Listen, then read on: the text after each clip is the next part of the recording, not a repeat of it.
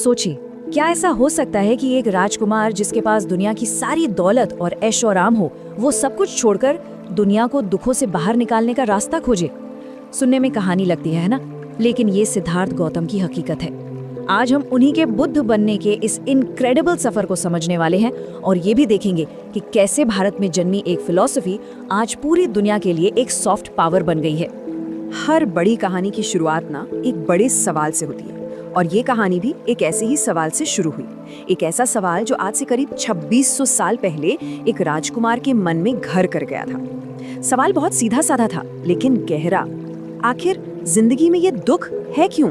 बस यही एक सवाल था जिसने उन्हें महल की ऊंची दीवारों को लांघने और जवाब की तलाश में निकल पड़ने पर मजबूर कर दिया। तो चलिए शुरू करते हैं पहले पड़ाव से, राजकुमार की वो खोज। ये कहानी है सिद्धार्थ गौतम की, एक ऐसे राजकुमार की जिसने इंसानों के दुख का जवाब ढूंढने के लिए वाकई अपना सब कुछ दांव पर लगा दिया। उनकी जिंदगी को देखें तो कुछ बहुत ही महत्वपूर्ण मोड़ आते हैं। देखिए, 563 ईसा पूर्व में लुम्बिनी में उनका जन्म हुआ। एक राजकुमार के तौर पर सब कुछ था, पर सिर्फ 29 साल की उम्र में उन्होंने सच की तलाश में अपना राजपाट, अपना घर सब छोड़ दिया। फिर आता है बिहार का बोध गया। यहाँ एक पीपल के पेड़ के नीचे, जिसे आज हम बोधि वृक्ष कहते हैं, 49 दिनों के गहरे ध्यान के बाद उन्हें मिला परम ज्ञान यानी बोधि। इसके बाद वो सारनाथ पहुंचे और अपना पहला उपदेश दिया। इसी घटना को धर्म चक्र प्रवर्तन कहते हैं, मानो उन्होंने ज्ञान के पहिए को पहली बार घुमाया हो। और आखिर में 80 साल की उम्र में कुशीनगर में उन्होंने महापरिनिब्बन प्राप्त किया, यानी शरीर का त्याग कर वो इस चक्र से मुक्त हो गए। तो फिर उस सवाल का जवाब क्या मिला उन्हें? आखिर क्या था वो समाधान जो सिद्धार्थ गौतम ने दुखों के लिए खोजा? चलिए अब समझते हैं इसके दूसरे हिस्से को, दुख से मुक्ति का वो रास्ता। यहाँ हम बौद्ध धर्म की जो कोर टीचिंग्स हैं उनको बहुत ही आसान भाषा में समझने की कोशिश करेंगे। बुद्ध ने जो रास्ता सुझाया उसे कहते हैं मध्यम मार्ग या द मिडिल पाथ। इसे ऐसे समझिए कि जिंदगी एक तार की तरह है। अगर आप उसे बहुत ज्यादा कस देंगे तो वो टूट जाएगा, और अगर बहुत ढीला छोड़ देंगे तो उससे कोई सुर नहीं निकलेगा। बुद्ध ने यही कहा। एक तरफ है दुनिया के भोग विलास में पूरी तरह डूब जाना, और दूसरी तरफ है खुद को, अपने शरीर को बहुत ज्यादा कष्ट देना। उनका कहना था कि सच्चा रास्ता इन दोनों के बीच में है, एक संतुलित, एक बैलेंस्ड रास्ता। और इस मध्यम मार्ग का जो फाउंडेशन है वो है 4 आर्य सत्य। ये बहुत गहरे हैं पर हैं बहुत सरल। पहला, ये मानना कि दुनिया में दुख है, इट एग्जिस्ट्स, हम इससे भाग नहीं सकते। दूसरा, हर दुख का कोई ना कोई कारण होता है, और वो कारण है समुद्य, यानी हमारी इच्छाएं, हमारी क्रेविंग्स। तीसरा, और ये सबसे जरूरी और उम्मीद देने वाली बात है कि इस दुख का अंत हो सकता है, इसे खत्म किया जा सकता है। और चौथा, कि इस दुख को खत्म करने का एक रास्ता भी है, एक प्रैक्टिकल पाथ भी है। तो वो रास्ता क्या है?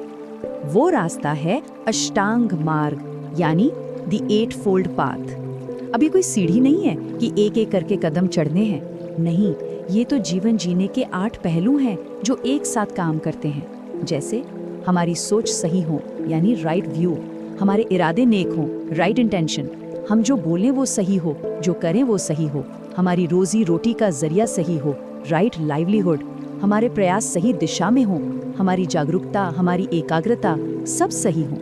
असल में ये एक पूरा ब्लूप्रिंट है एक मीनिंगफुल और बैलेंस्ड जिंदगी जीने का। अच्छा, तो सवाल उठता है कि इस रास्ते पर चलकर मिलता क्या है, मंजिल क्या है? वो मंजिल है निर्वाण। और हाँ, ये समझना बहुत जरूरी है कि निर्वाण कोई जन्नत या स्वर्ग जैसी फिजिकल जगह नहीं है, बिल्कुल नहीं।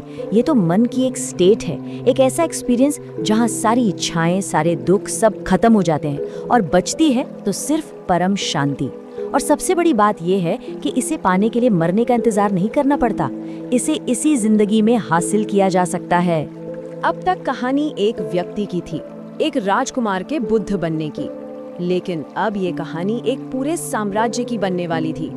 तो चलिए चलते हैं तीसरे हिस्से में, सम्राट का धम्म। देखते हैं कि कैसे एक फिलॉसफी ने एक माइटी एम्पायर का नक्शा ही बदल दिया। बात हो रही है सम्राट अशोक की। उनके जीवन में एक टर्निंग पॉइंट आया, कलिंग का युद्ध। इस युद्ध से पहले अशोक एक विजेता सम्राट थे, जिनकी नीति थी तलवार के जोर पर जीत। लेकिन कलिंग में जो खून खराबा हुआ, जो तबाही हुई, उसने अशोक को अंदर तक हिलाकर रख दिया। और वहीं उन्होंने विजय की नीति को हमेशा के लिए छोड़ दिया और अपनाया धम्म विजय। मतलब अब जीत तलवार से नहीं बल्कि शांति, करुणा और अहिंसा से होगी। अब जमीनें नहीं, दिल जीते जाएंगे। और देखिए, अशोक ने इस फिलॉसफी को सिर्फ अपनाया ही नहीं, उन्होंने इसे पूरी दुनिया में फैलाने का जिम्मा उठा लिया। उन्होंने पाटलिपुत्र में तीसरी बौद्ध संगीति करवाई ताकि बुद्ध की शिक्षाओं को सही तरीके से संजोया जा सके। और फिर उन्होंने अपने दूत भेजे श्रीलंका, म्यांमार, थाईलैंड, इजिप्ट, यहाँ तक कि ग्रीस और वेस्ट एशिया तक। कहना गलत नहीं होगा कि अशोक के इन प्रयासों ने ही भारत के एक स्थानीय संप्रदाय को एक वर्ल्ड रिलीजन बना दिया। अशोक का दौर तो इतिहास बन गया, लेकिन वो विचार आज भी जिंदा है। और अब हम पहुंचते हैं अपने चौथे और आखिरी हिस्से पर, एशिया की सॉफ्ट पावर। आइए देखते हैं कि ये हजारों साल पुरानी फिलॉसफी आज की मॉडर्न वर्ल्ड में, खासकर डिप्लोमेसी में, कितनी रेलेवेंट है। आज की तारीख में दुनिया भर में करीब करीब 50 करोड़ यानी 500 मिलियन लोग बौद्ध धर्म को मानते हैं और इनमें से ज़्यादातर लोग ईस्ट और साउथ ईस्ट एशिया में रहते हैं। सोचिए, ये आंकड़ा अपने आप में बताता है कि हजारों साल गुजरने के बाद भी बुद्ध की बातें आज भी कितनी जिंदा और कितनी असरदार हैं। लेकिन यहाँ एक बहुत ही इंटरेस्टिंग बात है, इतनी बड़ी बौद्ध आबादी होने के बावजूद इसका एक बहुत ही छोटा सा हिस्सा हर साल भारत आता है, जो कि इस धर्म की जन्मभूमि है।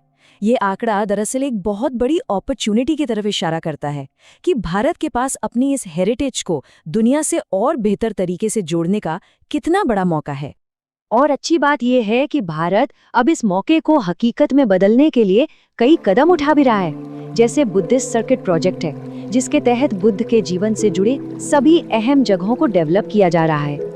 कुशीनगर में इंटरनेशनल एयरपोर्ट बन गया है ताकि एशिया के देशों से आने वाले तीर्थयात्रियों को आसानी हो। इतना ही नहीं, मंगोलिया जैसे देशों के साथ पवित्र ग्रंथ और स्कॉलरशिप शेयर की जा रही हैं ताकि हमारे सांस्कृतिक रिश्ते और गहरे हों। और इसमें जो सबसे खास बात है वो है भारत का अप्रोच। भारत की कोशिश अपनी कल्चर को एक्सपोर्ट करने की नहीं है या किसी पर थोपने की नहीं है, बल्कि ये शेयर्ड कल्चरल डेवलपमेंट की भावना है, एक पार्टनरशिप की, एक दूसरे के लिए रिस्पेक्ट की। ये बहुत बड़ा फर्क है। अगर हम बौद्ध धर्म के योगदान को देखें तो वो सिर्फ स्पिरिचुअलिटी तक ही सीमित नहीं है। अहिंसा का जो सिद्धांत है, नॉन वायलेंस, वो आज हमारे देश की पहचान का हिस्सा है। हमारी आर्ट और आर्किटेक्चर पर इसका असर देखिए। सांची के स्तूप, अजंता की गुफाएं, ये सब उसी विरासत की निशानियां हैं। नालंदा जैसी महान यूनिवर्सिटीज ने पूरी दुनिया को ज्ञान दिया और शायद सबसे बढ़कर इसने भारत को पूरे एशिया के साथ एक मजबूत सांस्कृतिक धागे से जोड़ा है। तो आखिर में हम घूमकर फिर उसी सवाल पर आते हैं जहां से सब कुछ शुरू हुआ था, बस थोड़े अलग अंदाज में। बुद्ध का वो मध्यम मार्ग जो कहता है कि हर तरह के एक्सट्रीम से बचो, क्या वो रास्ता आज की हमारी इस कॉम्प्लेक्स और पोलराइज दुनिया में रेलेवेंट है, जहां हर कोई या तो इस तरफ है या उस तरफ? शायद इस सवाल का जवाब किसी किताब में नहीं है। इसका जवाब हम सबको अपने अपने अंदर ही खोजना होगा।